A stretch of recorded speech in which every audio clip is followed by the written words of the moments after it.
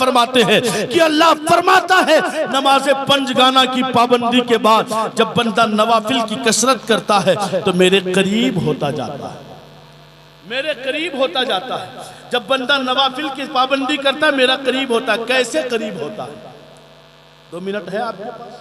समझा सकता हूं 2 मिनट कैसे करीब होता है एक आदमी। मैं आपसे जाऊं आपके पास, सलाम करूं, रोजाना आपकी खैरियत पूछूं, लेकिन आप जर्रा बराबर भाव ना दें। एक दिन जाऊंगा, 2 दिन जाऊंगा, 3 दिन जाऊंगा, उसके बाद क्या कहूंगा? सेठ है तो अपने घर में, तेरी वजह से मेरा चूल्हा नहीं जलता। सेठ होगा अपने घर में, मैं तेरे घर नहीं आ सकता, तुझसे सलाम नहीं कर सकता, इसलिए कि तेरे अंदर बड़ा घमंड है। ताल्लुक दोनों तरफ से होता है। एक दूसरे के साथ जब रब्त होता है तब आदमी आगे एक दूसरे के साथ बढ़ता है। मैं आपसे पूछना चाहता हूं, आप 5 वक्त आते हैं, ये मस्जिद ही है ना? सुने, जब आदमी किसी के यहाँ 5 बार आए जाए, सलाम करे, गुफ्तगू करे, बंदा जवाब ना दे, उसके करीब आने की कोशिश न करे तो ये भी थक हार के बैठ जाता है।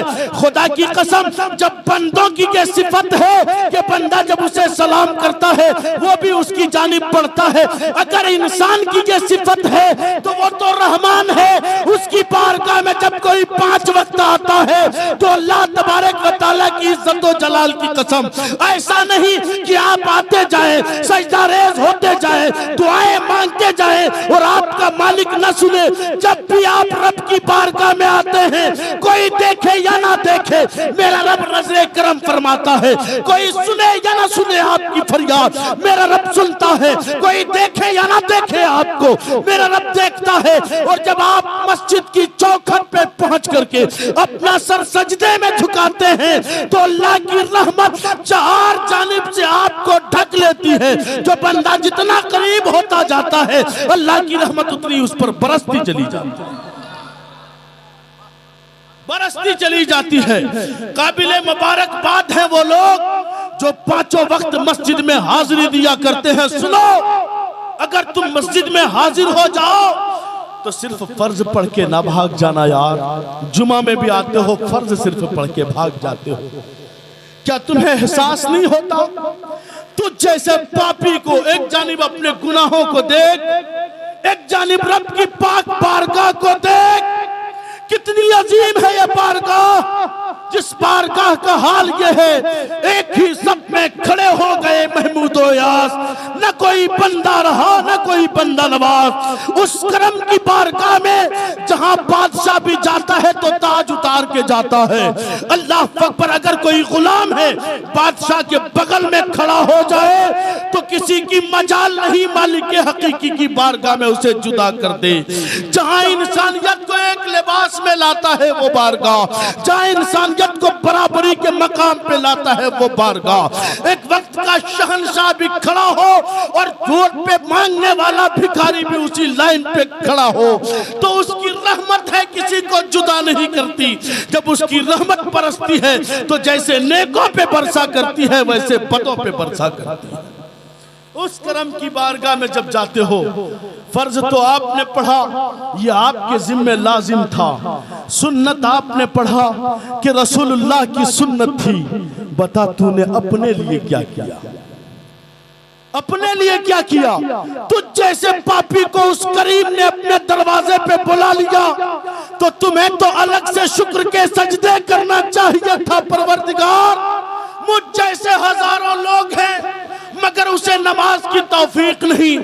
मुझ जैसे लाखों लोग हैं जान की बीमारी का बहाना करते हैं, मरने से डरते हैं मगर मौत के खालिक से नहीं डरते। ए बारे लाहो, करोड़ों लोगों में तूने कुछ तो मेरे अंदर रखा है कि मुझे चुन लिया है, अपने करम की बारगाह में बुला लिया है। कसम खुदा की, जहां आप फर्ज पढ़ें, सुन्नत पढ़ें, 2 रकात बुजुर्गों ने फरमाया नफल पढ़ लो ताकि अल्लाह तबारक व तआला ने जो तुम्हें अपने करम करम की बारगाह में बुलाया है, इस करम की बारगाह का शुक्राना हो जाए। और जब ये शुक्राना बनेगा तुम्हें क्या फायदा मिलेगा? सुनो हदीस कुदसी। महबूब फरमाते हैं बंदा जब फर्ज पढ़ता है और फर्ज पढ़ने के बाद नफल की पाबंदी करता है, 2 रकात आपने जोहर में नफल पढ़ा, 2 रकात मगरिब में नफल पढ़ा, 4 रकात ईशा में आपने नफल पढ़ा, यकीन मानिए जो ये नवाफिल होते हैं ना, यही आपके दर्जात को बढ़ाते हैं। कैसे बढ़ाते हैं? अल्लाह तबारक व तआला फरमाता है वो बंदा मेरे करीब होने लगता है, यहां तक कि मैं उससे मोहब्बत करने लगता हूं। कैसे मोहब्बत करने लगता हूं? मोहब्बत कितनी मोहब्बत? जब बंदा नवाफिल के जरिए मेरा कुर्ब हासिल करता है तो मैं उससे मोहब्बत करने लगता हूं। कितनी मोहब्बत करने लगता है मेरा परवरदिगार? फरमाया हत्ता कुन्तु अहबब्तुहु फइदा अहबब्तुहु फकुन्तु समउहु लज़ी यस्मउ बिही। जब मैं मोहब्बत करने लगता हूं तो इतना करीब हो जाता हूं, इतना करीब कि कुर्बो बहुत के फासले मिट जाते हैं।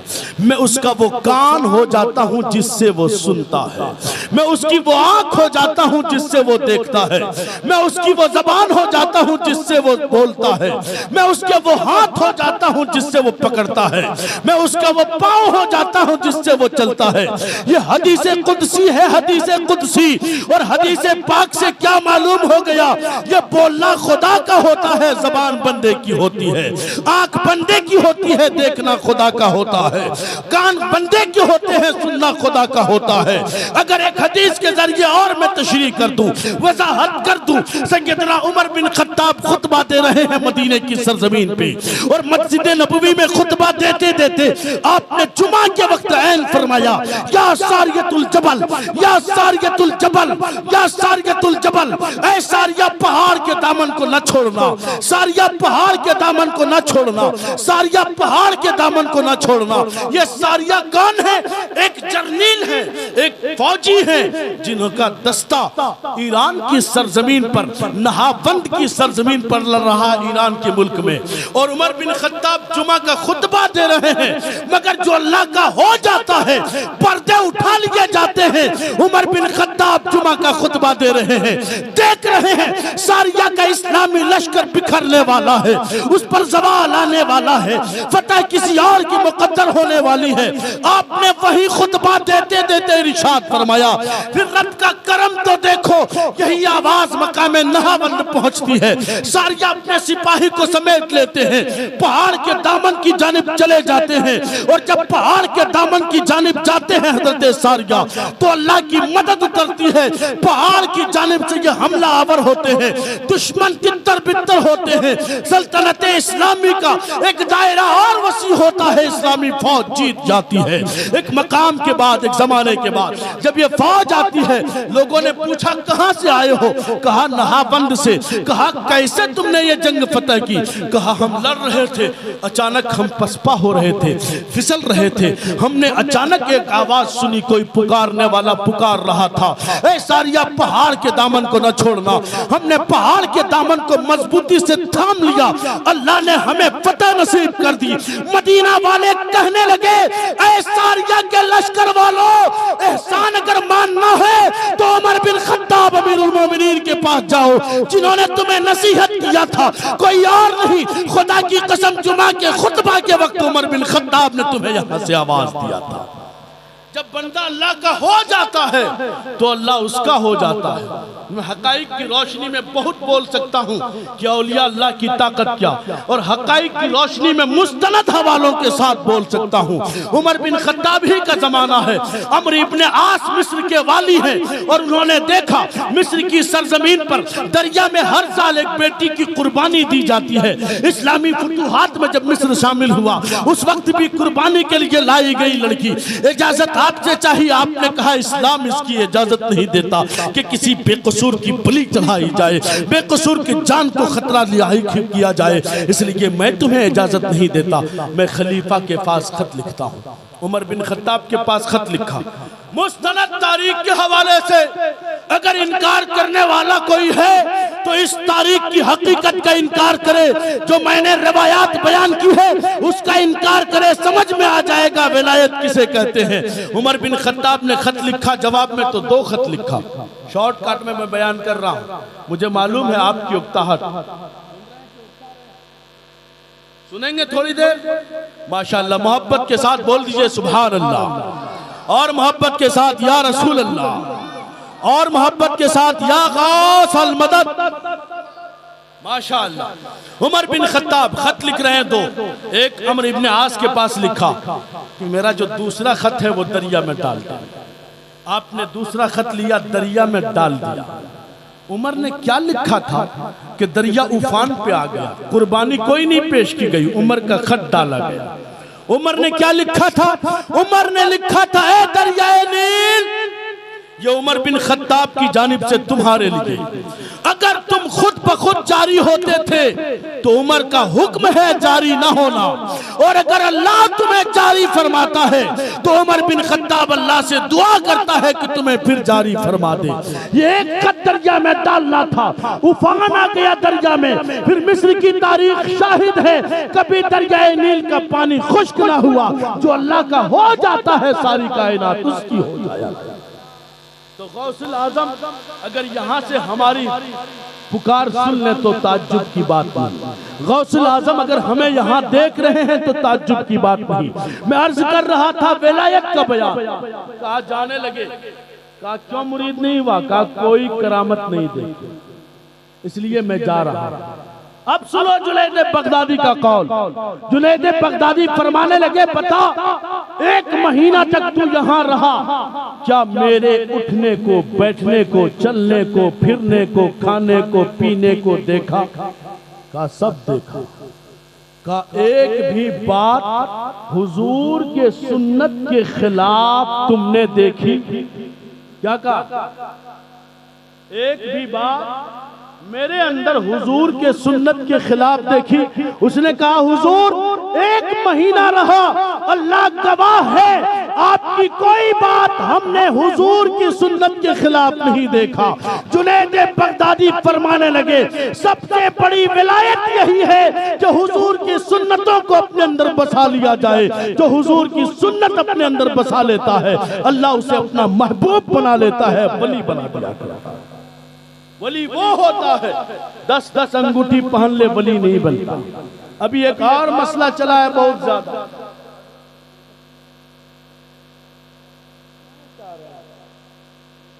खत्म कर दें? हाँ खत्म कर देना। सुबह नदीम भाई, बस मैं 5 मिनट बोल रहा हूं, जब तक फिर नदीम भाई आ रहे हैं, बस वो चाय पी रहे हैं। मोहब्बत के साथ दुरूद शरीफ पढ़ लीजिए। अल्लाहुम्मा सल्ली अला।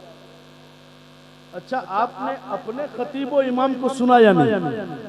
मोहतमिम साहब को सुन लिया? अभी नहीं सुने हैं ना आप? इनका सुनना है आपको, इनका।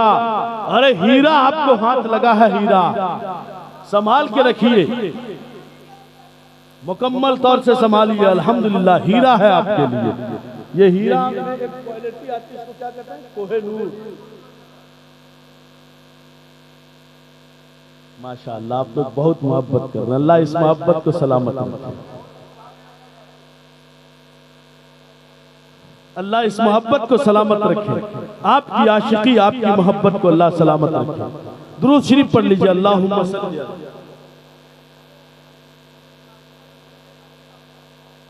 सल्लल्लाहु अला नबी वालिही सल्लल्लाहु अलैहि वसल्लम सलातन व सलामन अलैका या रसूलल्लाह या हबीबल्लाह सल्लल्लाहु अलैहि वसल्लम। आप लोग इतना थक गए, दुरूद शरीफ नहीं पढ़ सकते। हर मर्ज की दवा है सल्ले अला मोहम्मद, तावीज़े हर बला है। अरे दुरूद है, पढ़िए ना। तावीज़े हर बला है सल्ले अला मोहम्मद। मैं अर्ज कर रहा था, अभी इस दौर में बड़ा दौर चला है, एक और दौर चला है। एक बार पीर साहब के हाथ में हाथ दे दो, फिर छुट्टी। ईद, बकरीद, जुम्मा भी मां है कि नहीं?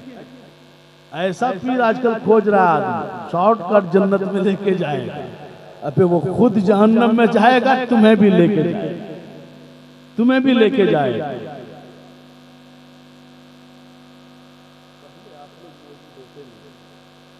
इंशाअल्लाह कभी फिर आऊंगा तो इस पे इस्तिदलाल के साथ गुफ्तगू करूंगा, सनद के साथ इंशाअल्लाह। माशाअल्लाह। उन्वान पे जब गुफ्तगू करानी हो तो कम से कम 10 दिन पहले आप बताएं और 10 दिन पहले उन्वान दें। अगर उन्वान से जर्रा बराबर मैं बहक गया तो गुलाम हैदर नाम ना लेना, लेकिन 10 दिन आप वक्त दें ताकि आदमी अपने तमाम तर मौजूआत पे मुकम्मल गुफ्तगू कर सके। आधूरा गुफ्तगू की आदत मुझे नहीं। भाई साहब शायद किबला इधर ही है, अगर इधर ही है मुझे जहाँ तक अंदाजा है तो आप थोड़ा सा अपना कदम मुबारक मोड़ लें। ये मजलिस के खिलाफ नहीं, मजलिस के खिलाफ नहीं, अदब के खिलाफ। मैं अर्ज कर रहा था आजकल बहुत पीर साहब चले शॉर्टकट वाले, नमाज से मतलब नहीं है, बस पीरी मुरीदी चमकनी चाहिए। लेकिन याद रखिए उलमा को आप निकाल दें, उलमा के साथ आप बदतमीजी करें, मगर उलमा नाइबे रसूल हैं, नाइबे रसूल वो अपनी जिम्मेदारी खूब अच्छी तरह समझते हैं। आपको वो बात बताएंगे जो रसूलुल्लाह से मुस्तनद आप तक पहुंची। अभी पीर निकला शॉर्टकट, कोई नमाज का फायदा नहीं। सरकार गौसुल आजम से भी बड़ा पीर हो गया है, मार्फती। इस्तिंजा करने का ढंग नहीं, बोले मार्फती है, सलीका नहीं इस्तिंजा का। सीना चीर दो तो अलिफ नहीं निकलेगा, मार्फती बने हुए। सुनो, सरकार गौसुल आजम 18 साल तक पढ़े, रियाजत मुजाहदा किया और 40 साल की उम्र है, आप रियाजत मुजाहदा की दुनिया में बगदाद शरीफ के एक जंगल में आप हैं कि आप देखते हैं चारों तरफ से एक बार पहले अंधेरा, फिर उस अंधेरे के दरमियान देखा एक नूर निकल कर के आता है। ऐसा नूर जिसने गिरदो पेश को मुकम्मल तौर से जगमगा दिया है। और उस नूर से एक आवाज आती है, अब्दुल कादिर तुम्हारी रियाजत, तुम्हारे मुजाहदे, तुम्हारे तकवा, तुम्हारी तहारत से मैं राजी हो गया। अब्दुल कादिर अब तुम्हें इबादत की कोई जरूरत नहीं, कोई जरूरत नहीं।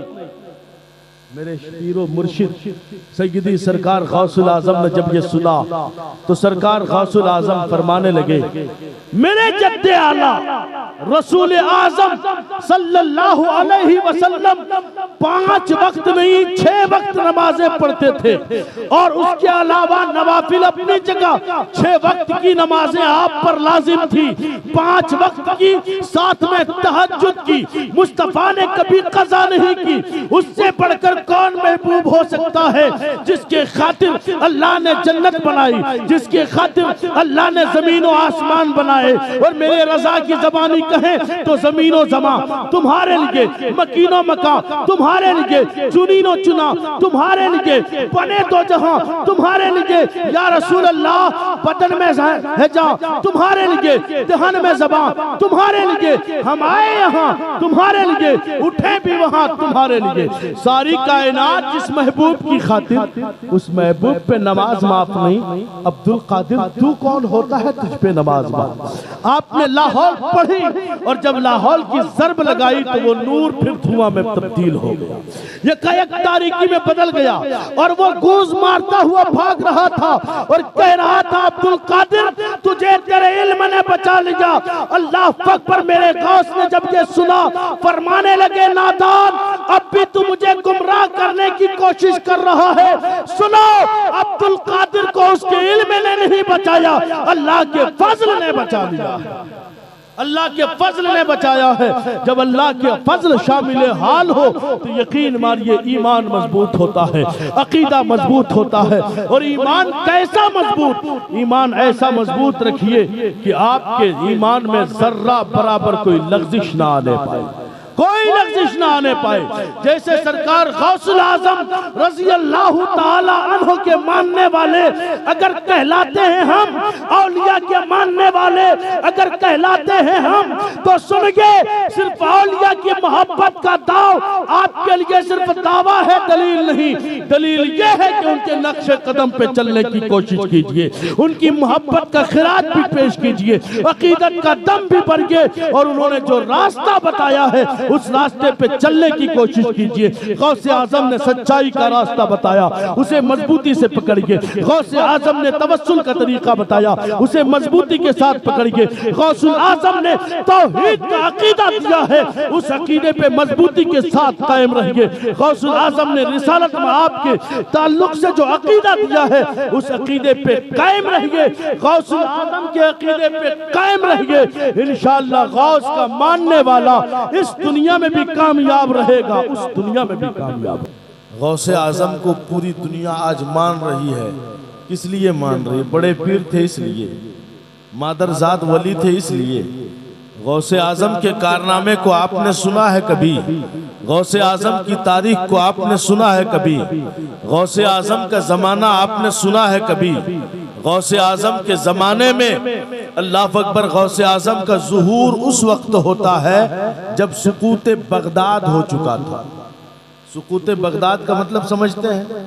तातारियों का हमला हुआ बगदाद की सरजमीन पे, और बगदाद की सरजमीन पे हमला करने के बाद वो शहर बगदाद जो बड़ा खूबसूरत सजा हुआ था खंडरात में तब्दील कर दिए गए।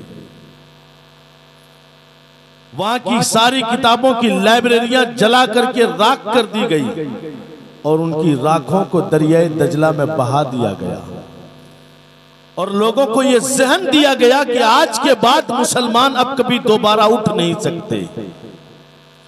लोगों ने महल्लात छोड़ दिए, जंगलों में जाकर के अपनी जान बचाई, कोई पहाड़ की चोटियों पर जाकर के बसेरा डाला हुआ है। तातारियों ने जुल्म और सितम के पहाड़ तोड़े, मीनार बनाए, उन सिपाहियों के जो तातारियों के खिलाफ लड़े थे, उन मासूमों के बीच इन्होंने हथियार नहीं उठाए थे। ऐसे आलम में जब दुनिया सोच रही थी अब सुकूत बगदाद हो गया, मुसलमानों के पास जो इल्मी खजाना था वो दरिया के नजर हो गया, अब ये मुसलमान कभी दोबारा नहीं उठ सकते। उस जमाने में सरकार गौसुल आजम ने सुकूत बगदाद के बाद फिर मुसलमानों को मुसल्लह करना शुरू किया। अपनी तकरीर के जरिए जो उनके दिलों में मैल था उसे दूर करना शुरू किया, इस्लाह उम्मत का काम शुरू किया। और तारीख पढ़कर हैरत होती है, गौसुल आजम के मुरीदों में, गौसुल आजम के तैयार करदा लोगों में ऐसे अफराद हैं जिनके बारे में आपको पता नहीं। तारीख का वो गोशा मैं आपको बता रहा हूं जो आपने कभी सुना नहीं होगा। फतह बैतुल मुकद्दस पहली मर्तबा हजरत सैयदना उमर बिन खत्ताब के दौर में हजरत सैयदना अबू उबैदा बिन जर्राह ने किया था, तो दूसरी मर्तबा बैतुल मुकद्दस फतह करने वाले मर्द मुजाहिद का नाम सलाहुद्दीन अय्यूबी है। और सलाहुद्दीन अय्यूबी की फौज को तैयार करने वाला कोई दूसरा नहीं, मेरे सरकार गौसुल आजम है। सरकार गौसुल आजम नजरे इनायत डालते हैं तो सलाहुद्दीन अय्यूबी जैसे लीडर पैदा हुआ करते। सलाहुद्दीन अय्यूबी, अल्लाह अकबर, जिनकी लश्कर का क्या हाल है, जिनके लश्कर का, उस लश्कर के सामने औबाशों ने यह समझा कि मुसलमान शराब और कबाब के बड़े दिलदादा हैं, ये हुस्न के परस्तार हैं। उन सलाहुद्दीन अय्यूबी के लश्कर के सामने यहूदी लड़कियां, ईसाई लड़कियां अपने हुस्न के तमाम तर जलवा सामानियों के साथ आती थी और सोचती थी सलाहुद्दीन अय्यूबी के लश्कर को बहका दें। मगर खुदा की कसम, सलाहुद्दीन अय्यूबी का लश्कर किसी मामूली इंसान का तरबियत याफ्ता नहीं, गौसुल आजम की बारगाह का तरबियत याफ्ता है। वो आती रही, हुस्न के जलवे बिखेरती रही, रही, अपनी जानिब फरेफ्ता करने की कोशिश करती रही, मगर तारीख बताती है सलाहुद्दीन अय्यूबी के एक भी सिपाही ने उसकी जानिब नजर उठाकर नहीं देखा। जब तारीख के इस हैरतनाक वाक़ये को पढ़ते हैं और अपनी जिंदगी देखते हैं, अपने दिन रात देखते हैं, अपने नौजवानों की हरकत देखते हैं, कसम खुदा की लगता है माथे को किसी दीवार से टकरा दे। इसलिए कि हम उसी कौम के जयाले हैं, उसी कौम के मानने वाले हैं जिसने कहा था दश्त तो दश्त है दरिया भी न छोड़े हमने, बहरे जुल्मात में दौड़ा दिए घोड़े हमने। उन्हीं की नस्ल हम हैं, मगर हम अपनी जिंदगी देखें, अपनी तारीख देखें, अपने सुबह शाम को देखें, अपने दिन रात को देखें, अपने आमाल को देखें, अपने किरदार को देखें, अपने अंदाजे तकल्लुम को देखें, अपने अंदाजे हयात को देखें, अपने अंदाजे गुफ्तगू को देखें, अपनी नजर का बहकना देखें, दिल का थिरकना देखें। मगर कसम खुदा की सरकार गौसुल आजम की तरबियत में जो लोग बैठे थे, कैसा जौहर बनाया था, कैसा जौहर पैदा किया था, वो आती रही जाती रही। जब इन्हें अपनी जानिब मुतवज्जह न कर सकी तो वो कहने लगी हमने बड़े बड़े दरबार देखे हैं, बड़े बड़े बादशाह देखे हैं, बड़े बड़े कर्रोफर वाले सिपाही देखे हैं, बड़े बड़े जर्नैल देखे हैं, मगर खुदा की कसम सलाहुद्दीन अय्यूबी तुम्हारे फौज के जवानों जैसे हमने जवान नहीं देखे हैं। ये बताइए किस मिट्टी के बने हुए लोग हैं? सुल्तान सलाहुद्दीन अय्यूबी ने कहा था ये मिट्टी के ही बने हुए लोग हैं, मगर इस मिट्टी पर जिन्होंने रोगन चढ़ाया है उसका नाम अब्दुल कादिर दुनिया उसे जानती है, गौसे पाक के नाम से दुनिया उसे जाना करती है। गौसे पाक के शायदाई तो यूं हुआ करते, गौसे पाक के शायदाई मसाइल से नहीं भागते, गौसे पाक के शैदाई मसाइल से नहीं घबराते, गौसे पाक के शैदाई जंग छोड़कर नहीं भागते, गौसे पाक के शैदाई मैदान छोड़कर नहीं भागते, मैदान अमल के कारबंद होते हैं, मैदान अमल के। और सुनिए सरकार गौसुल आजम की बात, सरकार गौसुल आजम के जमाने में भी सरकार गौसुल आजम हर हफ्ता 3 दिन प्रोग्राम करते हैं। कितना?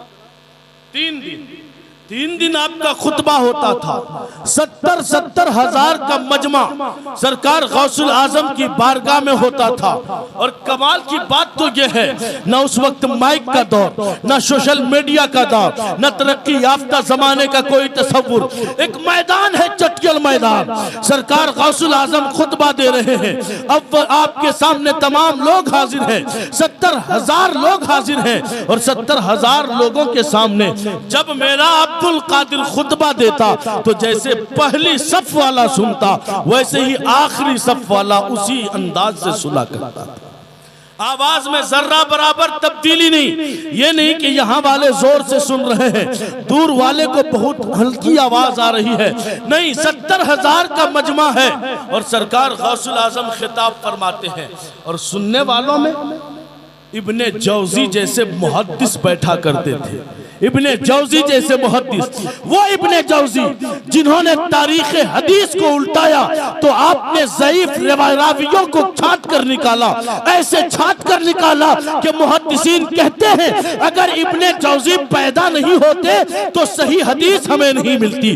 अल्लाह अकबर, वैसे मुहद्दिस बैठते हैं और कहते हैं देखते हैं अब्दुल कादिर का इल्मी मकाम क्या है। आप एक आयत की तिलावत करते हैं, एक माना बयान करते हैं, दूसरा माना बयान करते हैं, तीसरा माना बयान करते हैं, चौथा माना बयान करते हैं, आप एक आयत का 10 माना बयान करते हैं और इस कदर आप तफसील के साथ बयान करते हैं कि आपके सामने जो मुहद्दिस बैठे हुए हैं, एक रिवायत बयान करते हैं तो कहते हैं मैं जानता हूं, दूसरी रिवायत बयान करते हैं तो कहते हैं मैं जानता हूं, तीसरी तफसीर बयान करते हैं मैं जानता हूं, चौथी तफसीर बयान करते हैं कहते हैं मैं जानता हूं, उसके बाद कहते हैं ला अदरी, मैं ये नहीं जानता, ला अदरी, मैं ये भी नहीं जानता। 10 तफसीरें आप ऐसी फरमाते हैं कि वो अजीम मुहद्दिस कहते हैं मैं इस तफसीर को नहीं जानता। और जब वो गौसे आजम की करामतों का बाप शुमार करने के लिए अपने कलम को उठाते हैं तो सबसे पहले आपकी मुर्दा जिंदा करने वाली करामत नहीं लाते, मुर्गा जिंदा करने वाली करामत नहीं लाते, बल्कि सबसे पहले अगर कोई चीज बयान करते हैं तो आपका इल्मी इस्तिदलाल बयान करते हैं कि बैक वक्त एक ऐसा सूफी जो इल्म हदीस पे भी उबूर रखता हो, इल्म कलाम पे भी उबूर रखता हो, इल्म तफसीर पे भी उबूर रखता हो, इल्म सियासत पे भी उबूर रखता हो, इल्म जोग्राफियाई पे भी उबूर रखता हो और काल से हाल की तरफ आता हो, अगर कोई अपने जमाने में मुर्शिद कामिल है तो उसका नाम गौसुल आजम है अब्दुल कादिर जिलानी। सरकार अब्दुल कादिर जिलानी, अल्लाह अकबर। बचपन से मादरजाद वली, मैं एक दो बातें आपको कहकर गुजर जाऊंगा। मादरजाद वली पैदा हुए तो 18 पारे के हाफिज कुरान। किसी ने आपसे पूछा आपने कब जाना कि आप अल्लाह के वली हैं? सरकार गौसे पाक फरमाते हैं जब मैं 4 साल की उम्र का था, मैं मदरसा पढ़ने के लिए जाता था तो मेरे कान में आवाज आती थी, कोई कह रहा होता था, कहने वाला नजर नहीं आता मगर कोई कहने वाला कहता था कि अल्लाह के वली के लिए जगह खाली कर दो, अल्लाह के वली के लिए जगह खाली कर दो। कहते जब मैं 4 साल का था तब ये आवाज आती थी, तभी से मैंने जान लिया था मैं कोई आम बंदा नहीं, अल्लाह का वली हूं, अल्लाह का वली। और 4 साल की उम्र में जाना, 18 साल की उम्र में बगदाद की जानिब आप रवाना हुए और बगदाद में आपने इल्म हासिल करना शुरू किया। कब तक फिर पढ़ा? फिर 18 साल तक मुसलसल पढ़ते रहे। कितना? 18 साल तक। रियाजत मुजाहदा के बाद आपको पूरा मुकम्मल ले लिया जाए तो 18 साल तक पढ़ते रहे। मैं आपसे एक सवाल करना चाहता हूं, गौसे पाक तो पैदाइशी वली थे ना, 18 पारे के हाफिज कुरान थे, 18 साल तक आपने दरसियात का इल्म घर में पढ़ भी लिया था, अपने शहर जीलान में आपने तमाम उलूम व फनून पढ़े थे जो वहां राइज थे। आपको बगदाद जाने की फिक्र क्यों? बगदाद आप क्यों गए? आपको पढ़ने की हाजत क्या थी? आपको पढ़ने की जरूरत क्या थी? इसलिए कि गौसे आजम अगरचे मादरजाद वली हैं मगर जमाने वाले को गौसे आजम बता रहे हैं अगर तुम्हें पढ़ना, अगर तुम्हें कमाल हासिल करना है तो तुम्हें पढ़ना पड़ेगा। कितना पढ़ा सरकार गौसुल आजम ने?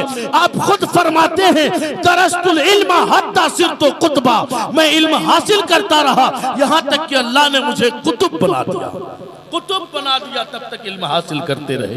कुतुबियत की मंजिल में सरकार गौसे आजम पहुंच रहे हैं, तब तक इल्म हासिल कर रहे हैं। 18 साल की उम्र में गए हैं और फिर 18 साल आपने आपने पूरे 18 साल बगदाद में रहकर तालीम हासिल की है, रियाजत किया है, मुजाहदा किया है, तब आप गौसियत कुबरा के मकाम पे पहुंचे हैं। लोगों को आपने वाज कहना शुरू किया है। मैं आपसे पूछना चाहता हूं, मैं यही बताना चाहता हूं कि सरकार गौसुल आजम जैसा पीर, बड़े पीर दस्तगीर जिसको पूरी दुनिया मान रही है, जिनकी पूरी दुनिया अकीदतमंद है, जिनकी बारगाह में पूरी दुनिया नियाज पेश कर रही है, वो सरकार गौसुल आजम पैदाइशी वली होने के बावजूद 18 साल तक पढ़ते हैं। तो बताओ आज अगर कोई कहे जिसने मकतब नहीं देखा वो कहे मैं अल्लाह का वली हूँ, कोई जिसने कभी मकतब का मुंह नहीं देखा वो कहे मैं पीर हूँ, मैं रहनुमा हूँ, तो मैं उसे आईना दिखाऊंगा।